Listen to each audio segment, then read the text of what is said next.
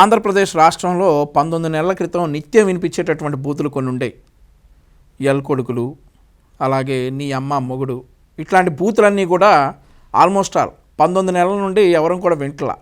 కూటమి ప్రభుత్వం వచ్చిన తర్వాత ఆ బూతులు మాట్లాడే నాయకులందరూ కూడా ఈ చెస్ట్కి బెల్ట్ తగిలించుకొని, లేదంటే గడ్డాలు మీసాలు నెరిచిపోయి అలా లోపలికి వెళ్ళిపోయినటువంటి పరిస్థితి. కానీ ఈరోజు వాళ్ళకు విచిత్ర పరిస్థితి ఏంటంటే, లడ్డూ వ్యవహారాన్ని సైడ్ ట్రాక్ చేయడానికి విశ్వ ప్రయత్నాలు చేశారు. గత 4-5 రోజులుగా మనం చూస్తూనే ఉన్నాం ఏం చేస్తూ ఉన్నారో. అందులో భాగంగా ఈరోజు ఈ లడ్డూ వ్యవహారాన్ని వాళ్ళు చేసినటువంటి భాగోతం మొత్తం సాక్ష్యాధారాలతో బయటికి రావడంతో ఆ వ్యవహారాన్ని సైడ్ ట్రాక్ చేయడానికి ఇగో వెనకాల కనిపిస్తున్నటువంటి ప్రబుద్ధుడు ఈ బూతులతోటే పుట్టి ఇంట్లో పెళ్ళాం పిల్లలతో కూడా బూతులు మాట్లాడేటటువంటి అంబటి రాంబాబు అనేటటువంటి వ్యక్తిని జగన్మోహన్ రెడ్డి ప్రయోగించాడు.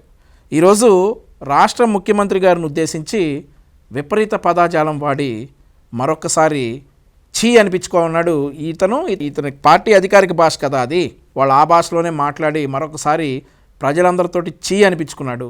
ఒకసారి మాకు బాధగా ఉన్నప్పటికీ కూడా రాష్ట్ర ప్రజలకు ఇతని వ్యాఖ్యలు చేయటం వెనకాల ఉన్నటువంటి ఉద్దేశం ఏంటో ఒకసారి అందరూ అర్థం చేసుకుంటారని చెప్పేసి ఒకసారి ఇతను ముఖ్యమంత్రి గారిని ఉద్దేశించి ఏం మాట్లాడాడో ఒకసారి విందాం.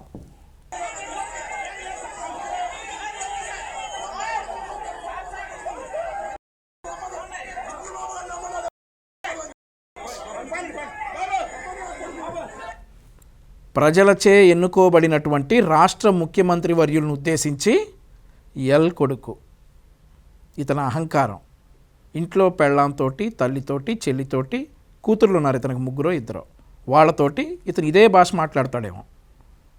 ఇదే భాష మాట్లాడి ఇదే సంస్కృతిలో పెరిగినటువంటి ఇతను చేసినటువంటి వ్యాఖ్యలు. చంద్రబాబు నాయుడు గారు రావాలా? చంద్రబాబు నాయుడు గారి భక్తులుగా మేమొస్తే తట్టుకోగలవా? మేమొస్తే తట్టుకోగలవా చంద్రబాబు నాయుడు గారి భక్తులుగా? మా బూట్లు సౌండ్కి గుండెపోటు వచ్చి చస్తావు మేమొస్తే. అలాంటిది నీకోసం చంద్రబాబు నాయుడు గారు రావాలా? ఎందుకంటా ఉన్నావు ఆ మాటలన్నీ చంద్రబాబు నాయుడు గారిని? ఇవన్నీ కూడా ఒక స్ట్రాటజీ ప్రకారం జగన్మోహన్ రెడ్డి లడ్డూ విషయాన్ని సైడ్ ట్రాక్ చేయటానికి, లడ్డూ విషయంలో ఈరోజు వాస్తవాలను మా ఆర్థిక శాఖ మంత్రులు పయ్యావుల కేశవ్ గారు ప్రెస్ మీట్లో సాక్ష్యాధారాలతో సహా ఈరోజు ప్రజల ముందుకు తీసుకెళ్తున్నటువంటి నేపథ్యంలో ఆ ప్రెస్ మీట్ని, ఈ వ్యవహారం మొత్తాన్ని సైడ్ ట్రాక్ చేయడానికి జగన్మోహన్ రెడ్డి అనేటటువంటి సైకో ఆడినటువంటి పన్నాగంలో భాగంగా ఈ అంబటి రాంబాబు వచ్చేసి ఇట్లాంటి వ్యాఖ్యలు రాష్ట్ర ముఖ్యమంత్రి వర్యుల మీద చేయటం. ఎందుకు రాంబాబు, ఎందుకంటా ఉన్నావు చంద్రబాబు నాయుడు గారు నా మాటలు? ఒక్క సంతకంతో 3,000 రూపాయలు ఉన్న పెన్షన్ 4,000 రూపాయలు చేసి ప్రజలను ఆదుకున్నందుక, ఆకలితో అలమటిస్తున్నటువంటి ప్రజల కోసం అన్నా క్యాంటీన్లు మీరు రద్దు చేశారు, ఆయన ఓపెన్ చేసినందుక, ఈ రాష్ట్రంలో రాజధాని లేక అల్లాడిపోతున్నటువంటి ఆంధ్రప్రదేశ్ రాష్ట్రానికి ఒక రాజధాని ఏర్పాటు చేయాలని చెప్పేసి కష్టపడుతున్నందుక, మీరంతా రాష్ట్రం మొత్తాన్ని గాంజా హబ్ చేసి వెళ్ళిపోయారు కదా, అట్లాంటి రాష్ట్రాన్ని మళ్ళీ గూగుల్ హబ్గా చేసేసి కంపెనీలను తీసుకొచ్చి, పెట్టుబడులను తీసుకొచ్చి రాష్ట్ర యువతకు ఉద్యోగాలు ఇచ్చినందుక, డిఎస్సి నిర్వహించి 16,000 మందికి నిరుద్యోగులకి ఉద్యోగాలు ఇచ్చి 2 నెలలుగా వాళ్ళ జీతాలు కూడా తీసుకుంటున్నారు. అందుకన్నావా చంద్రబాబు నాయుడు గారు నా మాటలు నువ్వు? పెన్షన్ రేపు ఆదివారం కాబట్టి ఒకరోజు ముందుగా జనవరి 31వ తారీఖునే అర్హులందరికీ సామాజిక పెన్షన్లు ఇస్తా ఉన్నాడనా నువ్వు ఆ మాట్లాంటా ఉన్నావు చంద్రబాబు నాయుడు గారిని? ఎందుకంటా ఉన్నావు? ఈరోజు కానిస్టేబుల్స్ స్టైఫండ్ 4,000 నుండి 12,500 రూపాయలు చేసినందుక నువ్వు చంద్రబాబు నాయుడు గారు నా మాట్లాంటా ఉంది? లేక 76 ఏళ్ల వయసులో రాష్ట్ర యువత పక్క రాష్ట్రాలకు తరలిపోకూడదు, మన రాష్ట్రంలో కూడా కంపెనీలు ఉండాలనేటువంటి ఉద్దేశంతో దావోస్ -6 డిగ్రీల చలిలో వెళ్ళి కంపెనీలని, పెట్టుబడిని తీసుకొచ్చి రాష్ట్రంలోనే యువతకు ఉపాధి కల్పించేటటువంటి మార్గదర్శకాలు చేసినందుక చంద్రబాబు నాయుడు గారు నువ్వు ఆ మాట అంటా ఉంది? ఎందుకంటా ఉన్నావు? ఈరోజు నేను చాలా బాధతోటి ప్రశ్నిస్తూ ఉన్నాను నేను నిన్ను. రాజకీయాలు పక్కన పెట్టే రాంబాబు, రాజకీయాలు పక్కన పెట్టే, రాజకీయ విమర్శలు వేరే ఉంటాయి. నువ్వు అవినీతి చేసావంటావు, మీరు మమ్మల్ని అంటారు, అది వేరే విషయం. ఆ పదాలు మాట్లాడటానికి సిగ్గులేదా? ఇంట్లో తల్లిని, చెల్లిని, భార్యని, కూతుళ్ళని అవే పదాలతో నువ్వు మాట్లాడుకుంటారా రోజు మీరు? నీకంత నోటి దురదగా ఉంటే ఆ పదాలు మేము ఎవ్వరిని అంటానికి మా మనసు ఒప్పదు, మేము ఒప్పుకోం కూడా. కానీ నీకు ఆ పదాలంటేనే తెల్లారిద్ది అని అనుకుంటే రాష్ట్రానికి రాజధాని లేకుండా చేసినటువంటి వాడిని అనుకో.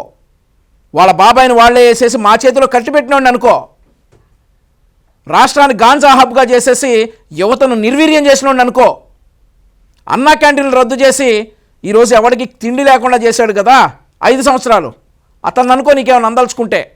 రాష్ట్రాన్ని గాంజా హబ్గా చేసి యువతను నిర్వీర్యం చేసి ఉద్యోగాలు లేకుండా పక్క రాష్ట్రాలకు వలస వెళ్ళిపోయేటట్టు చేశాడు కదా, అతను అనుకో ఏమన్నా ఉంటే.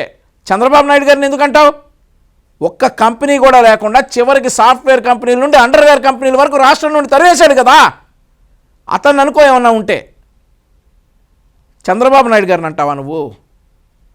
ఈరోజు రాష్ట్రంలో జరుగుతున్నటువంటి పరిణామాలని సైడ్ ట్రాక్ చేయడానికి ఈ పదాలు వాడాడు అంబటి రాంబాబు. మరొకటి ఏంటంటే, గతంలో కిరణ్ అని మా కార్యకర్త జగన్మోహన్ రెడ్డి గారి భార్యను ఉద్దేశించి ఒక మాట అంటే అతన్ని 24 గంటలు తిరగకముందే అరెస్ట్ చేసి శిక్షించింది కూటమి ప్రభుత్వం. మరి ఇతని మీద కూడా చట్టపరమైనటువంటి చర్యలు తీసుకోవాలి, ఇతనిపై కూడా కేసులు పెట్టాలి, చట్టపరంగా అంబటి రాంబాబును శిక్షించాలని చెప్పేసి నేను ప్రభుత్వాన్ని విజ్ఞప్తి చేస్తూ ఉన్నా. మరొకటి ఏంటంటే, ఈ విషయంపై అంబటి రాంబాబు జగన్మోహన్ రెడ్డి కోరుకుంటుంది ఏంటంటే, లా అండ్ ఆర్డర్ డిస్టర్బ్ అవ్వాలి. స్టేట్లో లా అండ్ ఆర్డర్ డిస్టర్బ్ అయితే లడ్డూ ఇష్యూ సైడ్ ట్రాక్ అయిపోతుంది, మనం చేసిన ఘనకార్యాలన్నీ కూడా పక్కగా పడిపోతాయని చెప్పేసేటటువంటి ఒక ఉద్దేశంతో అంబటి రాంబాబు జగన్మోహన్ రెడ్డి కలిసి తాడేపల్లి ప్యాలెస్ నుండి వచ్చినటువంటి స్క్రిప్ట్ తోటి ఆడినటువంటి డ్రామా ఇదంతా కూడా.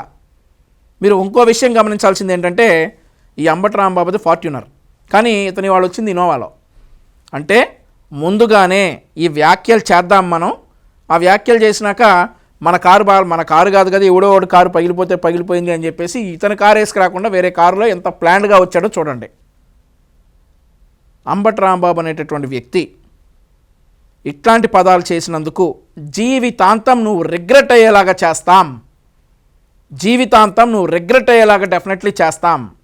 మరొకటి ఏంటంటే, ఈరోజు కులాల కుంపట్లు పెట్టండి, మతాల కుంపట్లు పెట్టండి నిద్రపోనటువంటి జగన్మోహన్ రెడ్డి, ఆంధ్రప్రదేశ్ రాష్ట్ర ప్రజలందరూ కూడా అప్రమత్తంగా ఉన్నారు. నీ కులాల చిచ్చులు మతాల చిచ్చులు గతంలో పెట్టావు కదా, తునిలో ట్రైన్లు తగలబెట్టి. మొన్నేమో పాస్టర్ ప్రవీణ్ పగడాల గారి విషయంలో పెట్టడానికి ట్రై చేసావు కదా మతాల చిచ్చులు. అట్లాంటి పప్పులు ఆంధ్రప్రదేశ్ రాష్ట్రంలో ఉడకావు. నువ్వేం చేసినా నిజాలు ఎక్స్పోజ్ చేసి ప్రజల్లోకి చూపిస్తాం. అంబటి రాంబాబు కావచ్చు, జగన్మోహన్ రెడ్డి కావచ్చు, ఈరోజు మీరు చేసినటువంటి వ్యాఖ్యలు జీవితాంతం రిగ్రెట్ అయ్యేలా చేస్తామని చెప్పేసి తెలుగుదేశం పార్టీ కార్యకర్తగా హెచ్చరిస్తా ఉన్నా. Please subscribe to Leo news for more videos.